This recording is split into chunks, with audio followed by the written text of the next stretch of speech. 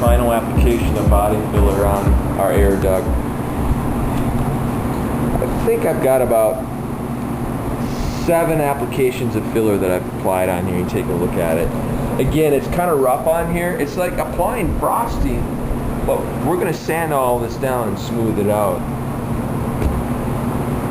I'm putting a big gob this time, so I want to try to get near finishing this. After this application cures, then we'll start sanding with the mouse sander. Again, don't put too much of this filler down because it cures really fast and you'll just be wasting it if you don't apply it fast enough. Okay.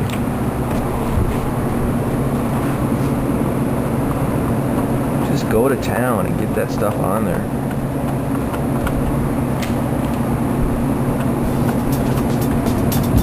He's frosting a bezel.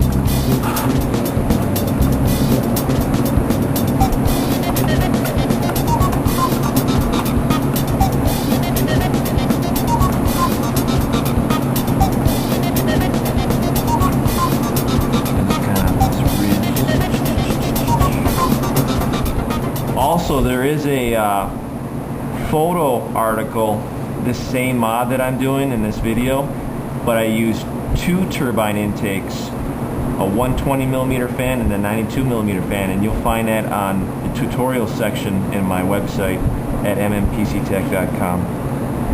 Okay, we'll just let this cure and then we'll start sanding.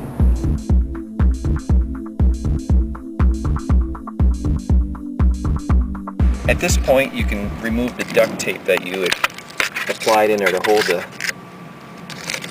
duct in place when you applied the filler. Also, I had some LED lenses and the power button we can move at this point because we're going to sand this entire bezel to prepare it for a coat of primer and then paint.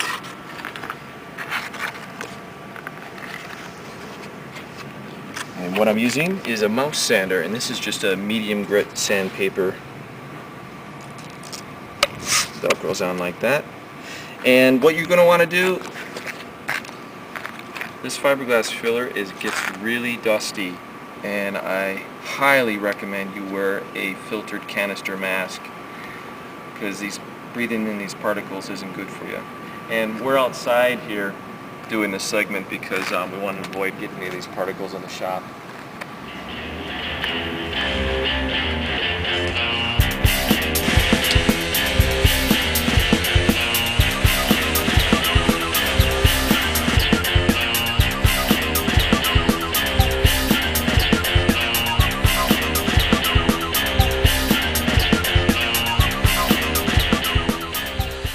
Also, just to demonstrate how much dust this stuff kicks up.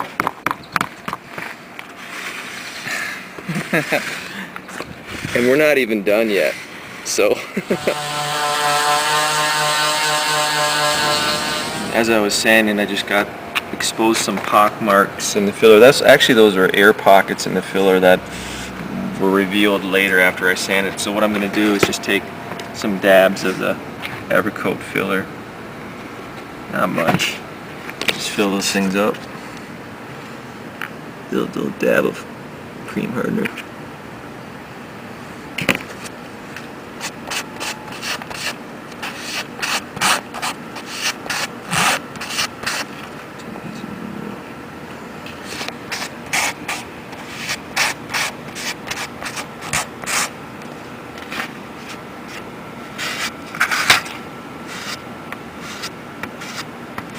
And this will cure in about 20 minutes, probably even faster since we're outside.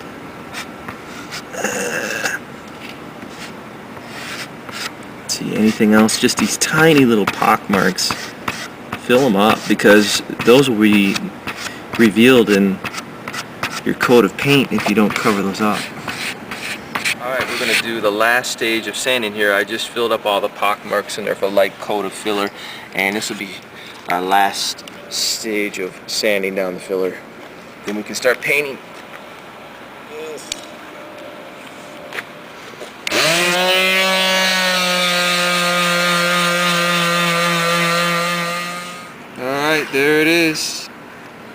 Say we're all ready for a primer coat.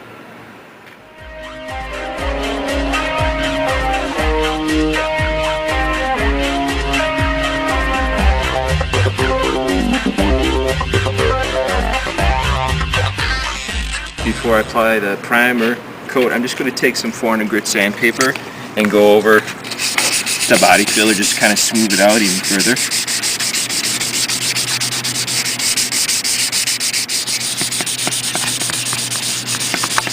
Right, I'm using plastic coat, flexible spot filler and primer to paint. This is going to be the base coat on our bezel. This is what you use on plastic, so just get my glasses and respirator mask on. Safety first.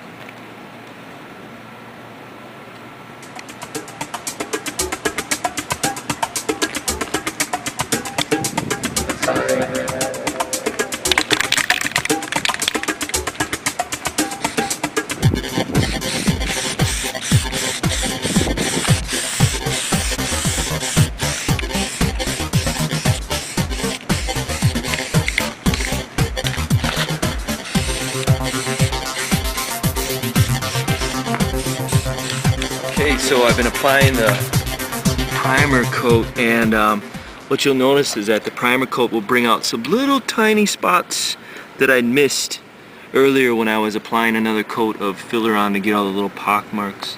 So it's okay to just take more filler and just cover those up, sand it again, and then prime over again.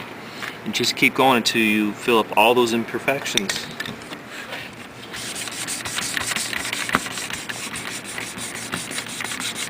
Alright, we're ready to do our color coat. This is Chevrolet orange engine enamel.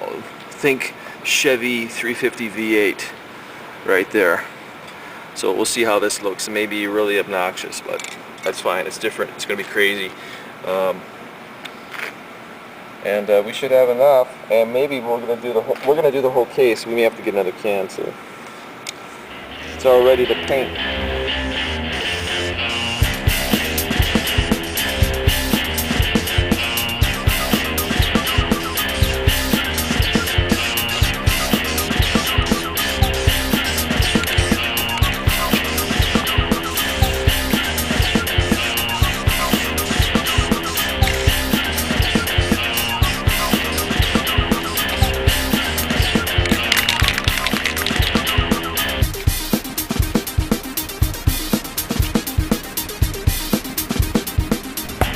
Next, I'm going to paint the top panel and side panels the same orange color that I painted the bezel.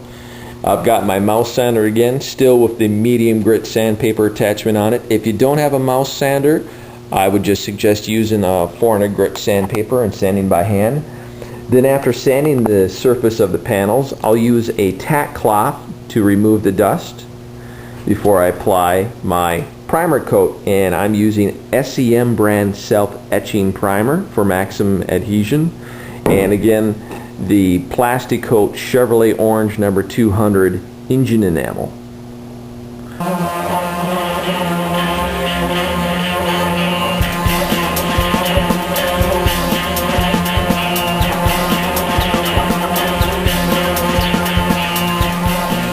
It only takes a few minutes with the mouse sander to prep the factory paint finish for a new coat of paint.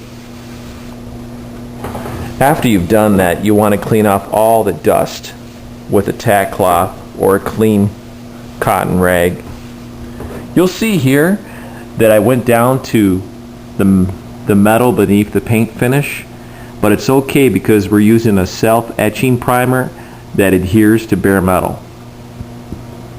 And even when you're hand sanding versus using a mouse sander, it's very easy to go down to the bare metal under the paint finish, typically on the lip of the panel, right over the fold. That will happen, but it's okay when you're using self-etching primer. So just make sure you got all the dust cleaned off before you apply the primer. And we're going to skip ahead to applying the color coat of the Chevrolet orange engine enamel.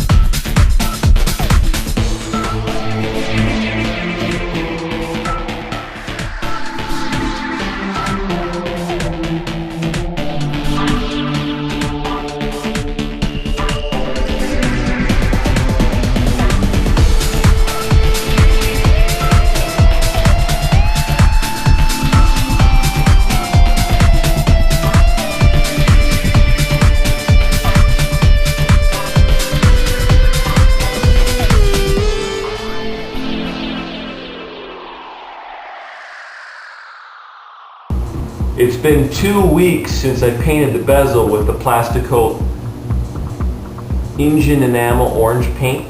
Check it out.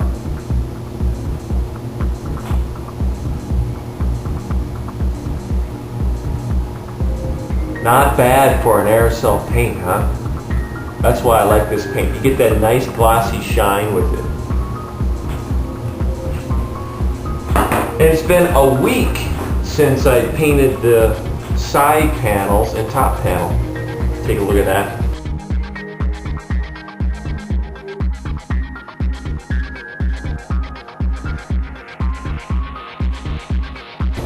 Here is the turbine fan that I painted with the classic black lacquer paint.